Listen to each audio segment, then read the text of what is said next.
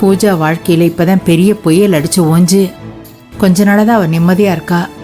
மறுபடியும் கல்யாணம் அது இதுன்னு பேசினா அவளோட மனநிலை எப்படி இருக்கும்?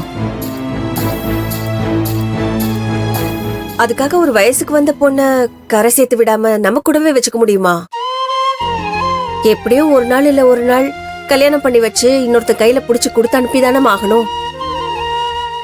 ஆமாம்மா, கௌதம் நல்லா படித்த பையன், எந்த கெட்ட பழக்கம் கிடையாது. வெளியே அவரை பற்றி நல்லா விசாரிச்சிட்டேன். எல்லாரும் தங்கமான பையன் தான் சொல்கிறாங்க. பூஜாவுக்கு ஏற்ற பையன் வேற, வசதியான இடம். நம்ம பூஜா அங்கே போனால் எந்த குறையும் இல்லாமல் நல்லா வாழ்வான்னு எங்களுக்கு நம்பிக்கை இருக்குது. அதான் ரங்கநாதன் சார்கிட்ட வீட்டில் இருக்கிறவங்ககிட்ட எல்லாத்தையும் கேட்டு சொல்கிறேன்னு சொல்லிட்டு வந்திருக்கோம். அம்மா என்னம்மா சொல்கிற?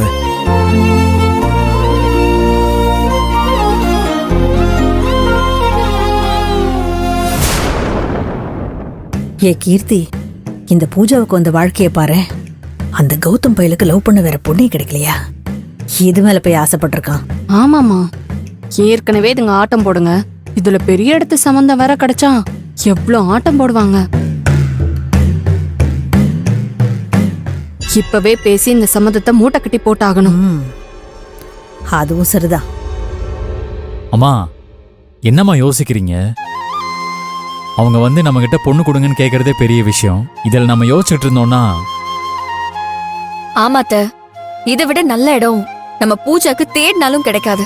இல்ல, அவங்க ரொம்ப பெரிய இடம், நமக்கு வேலை கொடுத்தவங்க, நம்மளை விட அந்தஸ்துலயும் வசதியிலையும் ரொம்ப பெரியவங்க அவங்க.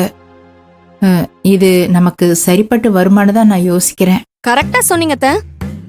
நம்ம வீட்டு பொண்ணு அங்க போய் வசதியா வாழணுங்கிறத விட நிம்மதியா வாழணுங்கிறது தான் முக்கியம்.